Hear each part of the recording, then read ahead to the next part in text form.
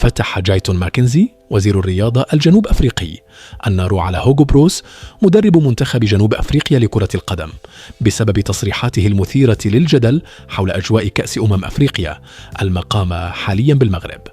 واعتبر ماكنزي تصريحات المدرب البلجيكي تجاوزا غير مقبول في حق بلد قدم تنظيما استثنائيا للبطولة القارية، حسب ما وصف موقع هيسبورت المغربي الإلكتروني اليوم الأربعاء.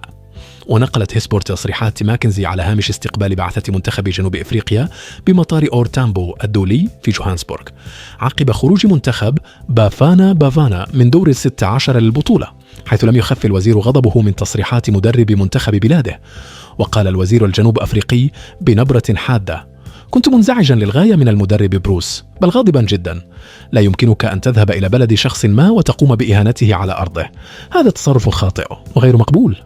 وأضاف موجها انتقادا مباشرا إلى هوغو بروس: هو يقيم في الفندق، فكيف له أن يتحدث عن غياب الأجواء؟ نحن كنا في الشوارع ورأينا الحماس بأعيننا، وكانت هناك أجواء حقيقية. ولم يكتفي وزير الرياضة الجنوب أفريقي بالانتقاد، بل قدم اعتذارا صريحا للمغاربة قائلا: ما قيل كان خاطئا، وأود أن أعتذر للمغاربة نيابة عن تلك التصريحات. لا يجوز أن تهين شعبا استقبلك بكل هذا الترحيب أمام أنظار العالم. كان بروس قد أعرب عن استيائه الشديد من الظروف اللوجستية التي يواجهها فريقه خلال منافسات كأس أفريقيا لكرة القدم المقامة بالمغرب، بسبب المسافة الكبيرة التي تفصل مقر إقامة البعثة عن ملعب التدريب. في المقابل أشاد ماكنزي بشكل كبير بالتنظيم المغربي لكأس أفريقيا، مؤكدا أن النسخة الحالية تعتبر الأفضل في تاريخ المسابقة، ومبرزا أن المغرب وجه رسالة قوية بخصوص جاهزية القارة الأفريقية لاحتضان التظاهرات الكبرى.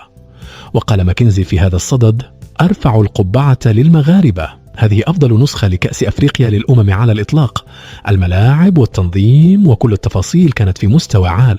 المغرب أثبت للعالم أن أفريقيا قادرة على تنظيم الأحداث العالمية. كما تطرق ماكنزي لخروج منتخب بلاده من المنافسات، معتبرا أن الإقصاء أمام الكاميرون كان نتيجة أخطاء ذاتية أكثر منه تفوقا للمنافس، موضحا: نحن من هزمنا أنفسنا، كان يجب أن نحسم المباراة في أول 15 دقيقة، لكن هذه هي كرة القدم. اللاعبون محبطون جدا، وهذا الإحباط سيجعلهم يتعلمون من الخطأ ولن يكرروه مستقبلا. ويستعد منتخب جنوب أفريقيا للمشاركة في نهائيات كأس العالم الصيف المقبل بالولايات المتحدة والمكسيك وكندا، حيث أوقعته قرعة مرحلة المجموعات في المجموعة الأولى برفقة منتخبي المكسيك وكوريا الجنوبية، وأحد المنتخبات المتأهلة من الملحق الأوروبي